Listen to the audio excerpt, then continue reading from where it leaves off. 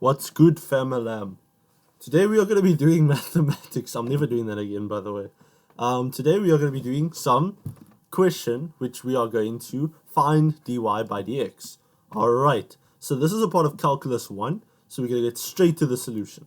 Okay, so let's first break down this question before we actually start answering it. Whenever you get a question like this, right, we have the square root of 5 plus 4 into the square root of 3 plus 2 into the square root of x plus 1.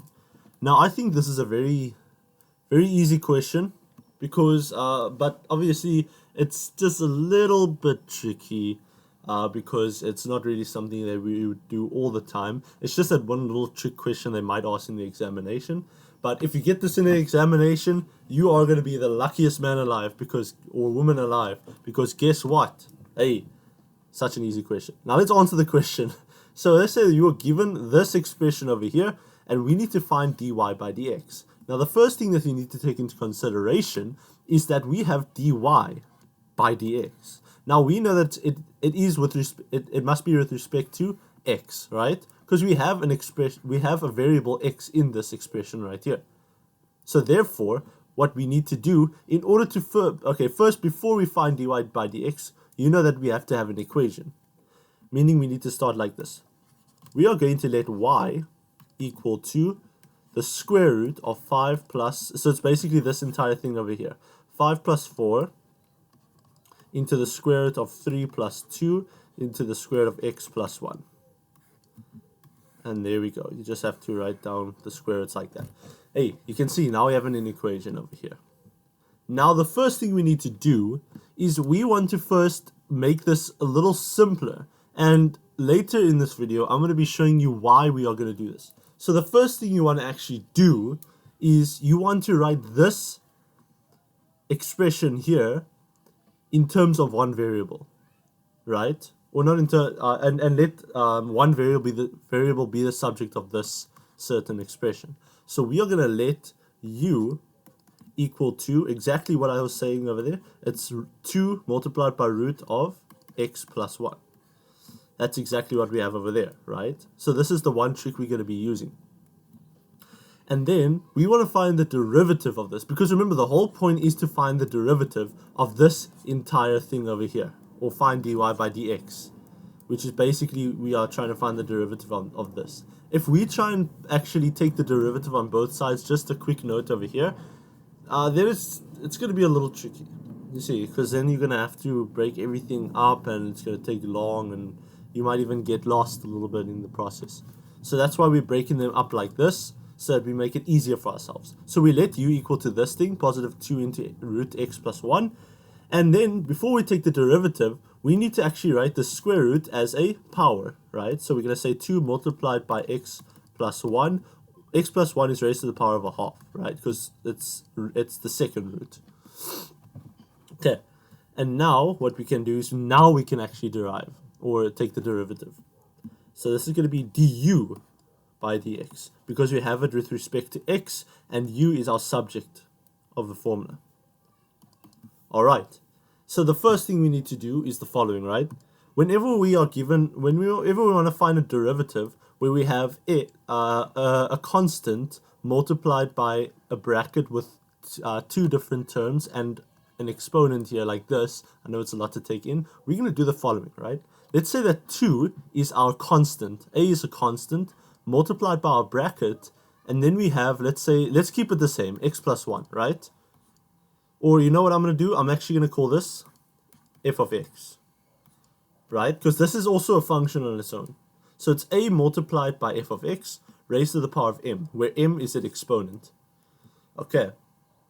And if we are going to take the first derivative, so d by dx, that is the notation we need to use, then we need to actually do the following, right? We are going to take this exponent. It's basically, okay, so basically what we're going to be doing is we're going to use the power rule and the chain rule at the same time. Now, this is what I mean by that. So you know that the power rule actually is when you take this exponent and you multiply it by a, so it's going to look like this. It's going to be m multiplied by a, and then obviously you're going to take this bracket over here, which is f of x, and we're just going to keep it the same. whatever was in the bracket, we're going to keep it the same, but the exponent outside over here will change. We will have to minus it by 1. That's basically our power rule, right? But we're not done yet. Remember, we also said the chain rule was a part of this, meaning that we are going to multiply by the first derivative of the inside function, which was, this also looks like an A, by the way, so it's like this. So we're taking the first derivative of the inside of the bracket, basically. So that's what it's going to look like. So let's try and do this one, and we're also going to do it with the rest of them. So that's why I wanted to first show you all of this before we move on. Okay, so we have this entire form. We're just going to get it into this form over here. So it's going to be, we have A multiplied by M. That's exactly what we're going to do, which is just going to be 2 multiplied by a half, which is actually just going to, where these 2's cancel out, and it's just going to be 1. So therefore the answer will be 1. And this is going to be multiplied by the inside of the bracket, which stays the same. Not there. Represented over here. Because we've just done this, so we've done this multiplication. We already have this function over here. And then the m minus 1. What is the m value? It is the half over here. So we're going to say a half minus 1. And what is a half minus 1? A half minus 1 is just equal to negative a half. And now, we're not done yet. We have one more thing, which is the derivative of the inside of the bracket. Meaning the derivative of x plus 1, the derivative of x is just equal to 1. And then the derivative of positive 1 is just equal to 0, which this is just equal to 1 because 0 doesn't affect anything. Great. Alright, now, let's keep moving over here. We're just going to simplify it a little bit. I don't recommend... Oh, actually, you know what? I'm pretty sure you can still simplify it. Yes, let's simplify it, right? We have 1 as the coefficient of this bracket here. Therefore, 1 will be in the numerator. And because this is a negative exponent, and it's affecting this entire bracket over here, right? Therefore, this entire bracket here will go at the bottom, meaning it's going to be x plus 1. But remember, it's going to be, okay, so let me just first write this down. It's then going to be a positive exponent. But as you can see, because it's negative, because it's a half, this is actually also written as just the square root. Thing is going crazy. It can also be written as the square root of x plus 1. Because that's what our half tells us. So there we go. We have du by dx. So now I obviously went slow on that one, but the next ones we're not gonna go so slow because now we're gonna be applying the exact same thing to the rest of them now. Okay. So what are we gonna do next? What we can see is the following. So we're gonna just substitute u into this expression here. So now what we have so far is y is going to be equal to root, it was 5 plus 4 into the square root of 3 plus, and then it's going to be u. Now what do we note over here? What is a little new here? We have this u, and remember the u is equal to this over here. And remember that is also the same as this over here. And that is what we replaced u with, as you can see here. So now it looks a lot more simple now. So let's just go further, right? So now we are going to let a different variable. Remember that I'm using random variables. You can even use a, b, or c, or even any other like st, u, any different variable. But I'm going to use the standard ones that normally we would use in calculus, which is u, v, and w. So we have v. So we're going to let v equal to this over here, this expression here, 4 into root 3 plus u. Now what do we notice over here, right? Because of this, we have one variable only, which is u. So we're going to have to take the derivative with respect to u, and we're going to have v as the subject. So perfect, we can take the derivative. But first we need to simplify here, or no, not simplify, we need to change this into a power. So it's 4 multiplied by 3 plus u, and this is going to be to the power of a half, right? So there we go. Now we're going to do the following, right? We're going to use the exact same rule that we had over here, which was, we've done it before, so I'm just going to do it now over here without showing it. So it's going to be 4, it's going to be a half multiplied by 4, which is actually just going to give us, so I'm just going to write it here, 4 multiplied by a half. These cancel, this gives you 2, so therefore 2 divided by 1 is the answer there, so we're going to write 2. Or you can just say 4 times a half is just equal to 2. Multiplied by the inside, which stays the same, but now we can see that this half will minus by 1 to give you negative a half over here, so it's negative a half. Multiplied by the derivative of the inside, the derivative of 3 is just 0, and the derivative of u is just 1. So what I'm going to do is you can write 1 over here, right? So I'm just going to keep 1 there rather. Okay, so it's multiplied by 1. There we go. Now we just need to write it as write it into its original form over here without the negative exponent and without the rational exponent. So what we're going to do over here, we can see 2 is the coefficient of this bracket over here, so it's going to be 2 divided by negative a half. Raised to the negative half means it's just square root in the denominator. So it's going to be the square root of 3 plus u. So that's what it looks like, and this is v. Oh yeah, I forgot about the notation, by the way. This is what the notation looks like. It's dv by du. Because you can see we're doing it with respect to u, and we have v as the subject of the formula over here. Okay, so I do apologize for that. I completely disregarded, but you must remember that for future. So that means this must be dv by du. Great. So what we can see over here, we have the first derivative of this inside over here. So we have one first derivative, we have another first derivative. Now what we have left is the following. So I'm going to write the equation again. So we have root 5 plus, what did we say this was? So it's 4 root of the whatever. So where was our 4? Our 4 was over here, right? But what we are going to do is make reference to the previous one that we had. We know that v was equal to 4 into root 3 plus u. So we're just going to replace this thing over here with v. So it's going to be 5 plus v inside of the square root. Look how simple this looks. Now what are we going to do here? We have one variable on the one side and one variable on the other side, meaning we can take dy by dv. But let's first just make this a power exponent. Not power exponent, a rational exponent, sorry, my fault. So it's going to be just this bracket 5 plus v raised to the power of a half. And this is what y is equal to. Now we can take the derivative. It's going to be dy by dv, because that's our variable we have respect to. Okay, now it's going to be 1 multiplied by a half, which is just a half.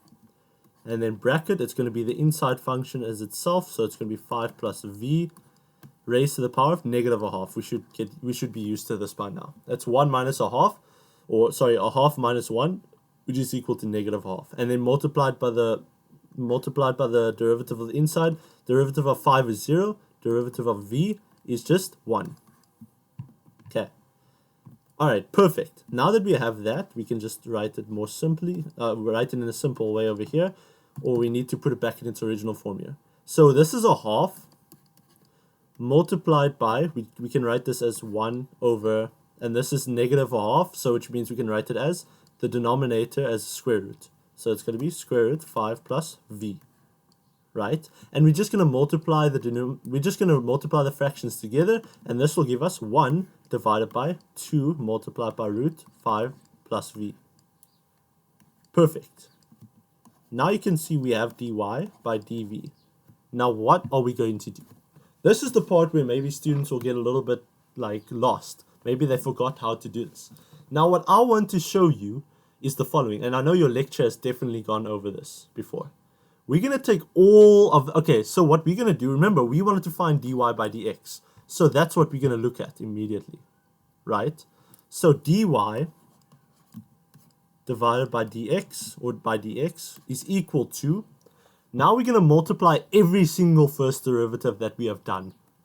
So we have, so I'm going to just take this over here. It's going to be dy, it doesn't matter the order, so dy by dv multiplied by, what else did we have?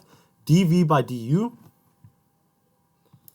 So dv by du, and then what? There was another one. It was du by dx.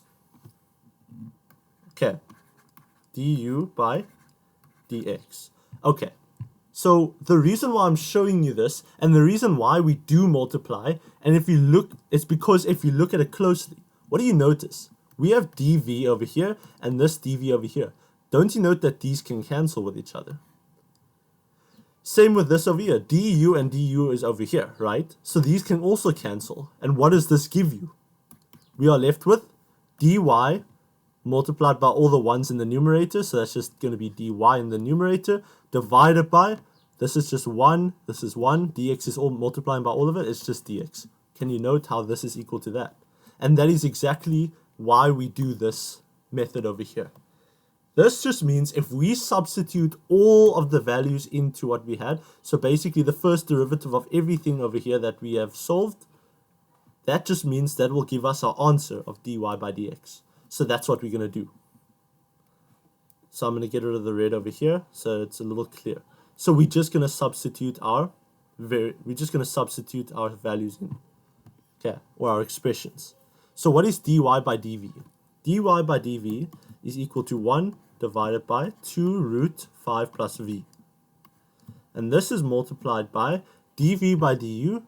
dv by du is 2 divided by root 3 plus u. So it's 2 divided by root 3 plus u. And this is multiplied by du by dx. So du by dx is 1 over x plus 1, root x plus 1.